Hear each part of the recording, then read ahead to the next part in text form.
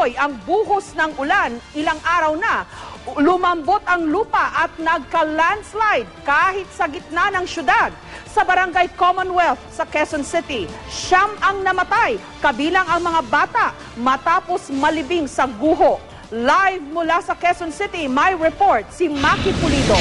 Maki? Alam mo, Jessica, kasagsagan nga nung napakalakas na buhos ng ulan bandang alas 8 ng umaga, gumuho o nagka-landslide dito sa may Barangay Commonwealth, Quezon City, kung saan nga ay 5 bahay ang natabunan sa pagtataya anyway ng mga residente mga nakausap natin. At sa loob ng 6 na oras, nakasama natin yung mga search and rescue groups, ay mga 8 sa mga natabunan ng lupa ang kanilang na-recover. Mula alas 8:30 ng umaga, 6 na oras na walang tigil ang mga rescuers sa paghahanap at paghuhukay ng mga biktima ng pagguho sa Barangay Commonwealth. 5 bahay ang natabunan sa landslide. 9 na kaanak ni JC Bailon ang nalibing sa guho, ang kanyang 3 apo, 5 anak at ang kanyang may bahay. Pamilya ko, yung nakuha ko lang yung panganay ko, nandun tumalsik eh. Umaasa po kayo na okay pa yung pamilya ninyo? Sana naman. Himala namang nakaligtas ang anak niyang si Jeff. Sunod-sunod namang nahukay ang mga bangkay. Huling na-recover ang 3 apo ni JC. Sa East Avenue Medical Center, isinugod ang ilan sa mga nahukay na biktima. Sa kasamaang palad, 5 ang idineklarang dead on arrival sa ospital. 3 naman ang nakaligtas pero sugatan. Thankfully, yung mom ko binalikan ako. Naiyak ako.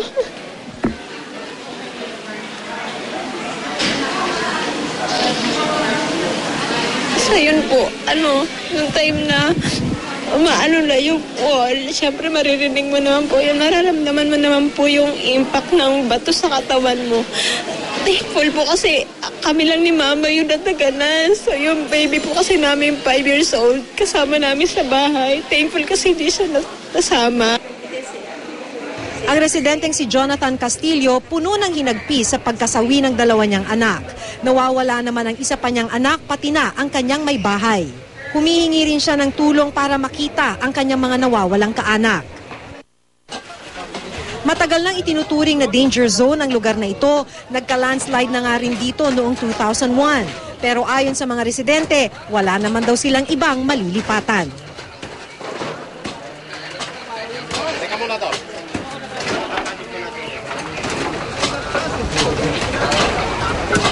No, pero kanina nung nagpunta tayo dun para makausap natin yung ilang mga opisyal ng Barangay Commonwealth, ay sinasabi nila na tinataya siguro may mga 30 pa na mga bahay na kailangan lumikas malapit kung saan nga nangyari itong landslide. Sa kanilang pagtataya, and they don't have the exact figures, may mga 18 bahay dun sa paanan ng bundok at mahigit 10 dun naman sa may taas kung saan gumuho yung lupa. Jessica? Okay, Maki, yun nga ang medyo mahirap maintindihan, na sa gitna ng syudad, this is just Quezon City, nagkaka-landslide. Ano ba kasi yung topography ng lugar na yan? Medyo parang burol ba o medyo hilly o talaga lang likas na mataas? Kung nakita mo yung video kanina, Jessica, talagang para siyang hill. Para siyang malabundok yung topography nitong Barangay Commonwealth. Ito yung bahagi ng Barangay Commonwealth, it's Bayanihan Street. So ang nangyari daw kanina dun sa may taas, and this is a danger zone, declared na danger zone dahil noong 2001 sa kanilang pagtatansya ay nangyari na itong landslide. So ang nangyari kanina, yung may taas na bahagi nitong hill ay gumuho yung lupa, bumagsak yung lupa at natabunan yung 5 bahay. Yun na yung sinasabi nila, Jessica, malapit kung saan gumuho yung lupa o bumagsak yung lupa, ay may mga bahay pa na may mga residente pa na nung kanina umalis tayo ay hindi pa rin umaalis. At maliban pa ron, Jessica, sa may bandang taas ay meron pa rin mga bahay na na nandun pa rin. At hindi nga alam, hindi nila masabi sa atin kanina kung nakalikas na yung mga bahay. We were asking kanina, Jessica, if there's any other access road para maabot yung mga nandun sa taas ng bundok. Pero ang sabi nga sa atin, kung saan man nagka-landslide, doon din daw dadaanan. So they really don't know the situation kung ano na yung nangyayari sa mga residente dun sa may taas ng bundok, kung saan nanggaling yung lupang natipak at gumuho at tumabon dun sa may 5 bahay. Okay, so paano yan, Maki, no? Meron pang isang nawawala and there are still some families na katabi nitong gumuho na bahay? Yes, Jessica. Alam mo kanina, bahagya nga, temporarily umatras nga kami saglit dahil gumagalaw yung lupa kung nasaan kami nakatayo.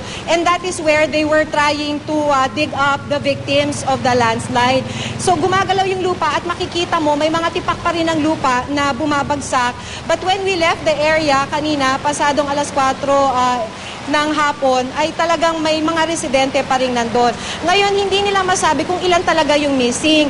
Ang pagtataya lang kanina ng mga opisyal at mga rescuers na nakausap natin ay batay na rin dun sa kwento ni JC Bailon. Siya yung ang ama ng mga biktima na nakuha ng mga rescuers. Kasi ang sabi niya, there are 9 of his family members na nawawala at pinaniniwala ang nandun nga sa loob ng bahay nang gumuho yung lupa. And they are saying, and well, JC Bailon is saying kanina nung nakausap natin siya, dahil 8 lamang yung nakuha ng mga rescuers, so hindi pa nila alam kung nasaan yung isa.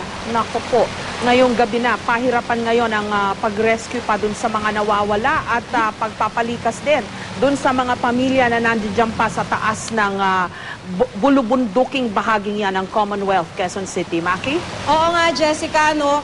Bandang 3:00 or pasado 3:00 nga ng hapon, Jessica, ay itinigil na yung paghuhukay para maghanap pa ng iba pang mga biktima ng landslide. Okay. At yun nga yung tinatanong natin kanina, talaga bang tumigil? Pero ang sabi kasi nila, kailangan pa raw nilang i-assess kung ilan ba talaga pa yung missing dahil hindi biro yung paghahanap. If you can see the video, talagang napakalawak niya na gumuho, no, yung tipak ng lupa.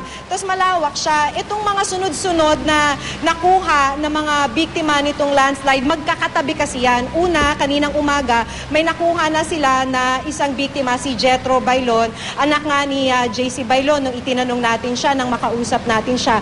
At bandang 2:00 ng hapon, bale 7 na yung sunod-sunod na nakuha, and they were dug up in one area. So they don't know kung saan pa doon kasi napakalawak, Jessica, nung kailangan pang paghanapan. Okay. Maraming salamat, Maki Pulido. Ingat kayo dyan sa inyong kinaroroonan sa Commonwealth, Quezon City.